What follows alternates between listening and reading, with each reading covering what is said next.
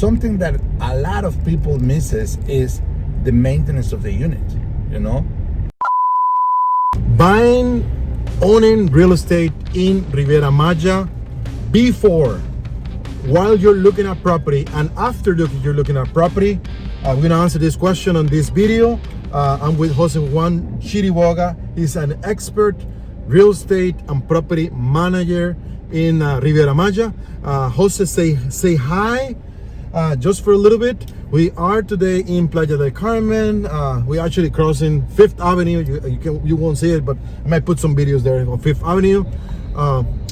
Riviera Maya is obviously one of the most, I'll say, remarkable places for people to move, come and invest, live abroad.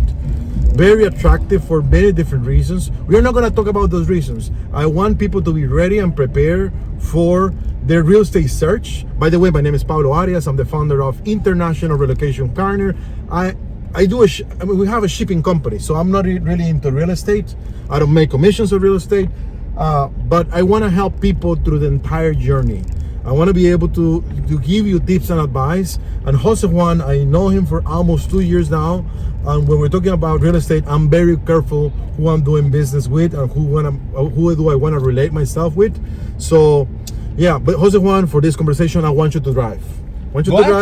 Yes, and we only have 30 seconds to switch because we are in the middle of the road. You're supposed to be driving me? What are you talking about? No, you're driving. So while we're changing seats, don't forget to like and subscribe. And if you need anything about shipping abroad, I'm your guy. You're crazy, bro. Make sure you have the mirrors good, everything is fine. Seatbelt on. I got cars behind me. Yeah, hold on, go. All right. Good job, watch out. Stop. Good job, Jose. Are you good? Okay, I'm done. Good? Yeah, great. Okay, let me play some music. All right. Here we go. Nice. Now we're jamming. Yeah. Okay, Jose, so let's start with a little bit about you. Let's give some context. I want to make this video no longer than 10, 12 minutes at the most. So let's give some context to people, who you are, what is that you do in 30 seconds or less. And then we go into topic, what people should look for, before they even think about buying real estate in Riviera Maya, Playa del Carmen, Puerto Morelos, Cancun, Tulum. Sure. Well, my name is José Juan Chiriboga, and I'm the founder and director of Riviera Kolibrí. It's a company that specializes on providing unique experiences for anyone that is looking to buy, watch out with that rent. dog. Yeah, I got it. To buy, rent, build, or invest in the Riviera Maya. All right.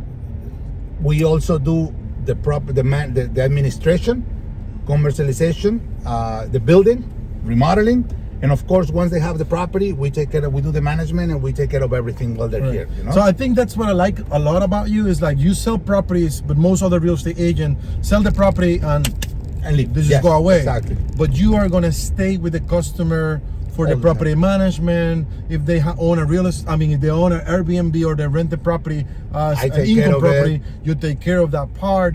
So you are with the customer to stay. It's like an integral service that I provide. It is to your best interest to sell and offer something that is good property, good returns on the Airbnb side. Yes, of course. And not just like most other real estate agents, they just gonna go like, here's your property, give me my commission. No, and just go away. I'm here for the long run, not just the commission. Because if I manage the property afterwards, I keep the problem. That's what I want. That's what I like you a lot. I like your approach. I like to, and it's funny because my clients have become my friends now. And I take care of everything they do. It makes sense because you are an integral part of their investment. Yes. So let's go into topic. Before anybody's thinking about owning a property in Riviera Maya, Mexico, what is before? The first stage, before they go into looking at property? For me, what I do first is I have a meeting with them and I try to find out the main reason what they want to invest here and what they're going to use the property for, because it could be for living partial time or invest in it, or they just want to buy a property to invest and be renting it all the time, regardless if they come or not. And that makes a total different, it's total different ball game, because it's going to depend on the areas, the amenities, the location, and the cost, of course. Once I have that, then so I want to summarize this into why. What is your purpose? What is your reasons? What are your reasons of why you're wanting to own a piece of property. Yes. And that's an essential part of your advisory or consultation, and what you're going to show will really depend on what are your real what purpose. they want. Yes, of course, because What a is lot it? of people, it's easy to say, I want to buy. They say, how much money you have? I have this amount of money, and they will try to show you or drive you around for 2-3 days showing you 100 properties on that price, and then they tell you which one you like, because they're like you just said, they're looking for just for the commission. All right. So when you look in the long-term relationship, you got to be sure that they find the right property, because you're going to be hearing about them afterwards. So that's very, very important. Sometimes they find gems that are even lower than the budget, but it's the proper, is the unit for them. It has everything that they're looking for. And I will always recommend you that if sometimes you're looking like in the long run because you don't have enough money to get a pre-sale or maybe a resale, if you want to start using it right away. So I don't know. Every client is unique. That's very important to know. All right. Every client. I have going to the topic a little bit deeper in it. So that's before. So while you're looking at property, while you're actually looking at maybe those 3 options that you like the most, somebody out here is gonna go like, yes, Jose Juan, these are the 3 best options for me. What is the advice on that? After that, while you are doing it, before, at the moment that you're looking at the property, and then you're set on these 3 top do the research, options. legal situation, Okay. builder, okay. What do you mean legal situation research? What do you mean? They gotta have let's say if it's a resale, title needs to be clean. There's gotta be a good relationship with the builder, not have problems, like the condominium regime and stuff like that. Okay. Like if they're buying in a building, for example, like an apartment. How do we know these things? I take care of that. I go to City Hall. I check that. I have my network, is big enough that I have lawyers. I do everything. So the only thing that you have to do at the end is make the decision of saying yes, I want it, and I take care of the rest. So you do due diligence with the local municipality, with the local entities. You make sure that the association of the building or that everything is already there. Makes sense. It makes sense, and then I give you that information. I don't drive you around. A lot of times, 89% of my clients, 90% of the clients, they don't live here. So I'm not going to have them here coming back and forth and spending money on hotels or apartments or trips, flights. I do everything, and when they come, they just come with one objective: enjoy their unit. Okay, this is like the one unit or a couple of units that you are, and which one do you want? I have everything ready. Yes. Yeah, most of your customers are not from here. Yes. Okay, exactly. That's interesting. Yeah. Now, to continue with the topic is, after they own the unit, what are the things that people have to maintain? Maybe I'm just guessing the maintenance, but also maybe local, you have to pay a local fee every year, taxes. Right? Tell me a little bit about this, because I'm not from Playa del Carmen or Mexico. I want to know what are my obligations as a property owner. That's a very interesting question, because there are legal fees that need to be paid besides the HOA. You got to pay every year. Of course, you got to take care of your water, your hydro, and all that. But something that a lot of people misses is the maintenance of the unit. The proper maintenance, because a property is like a car.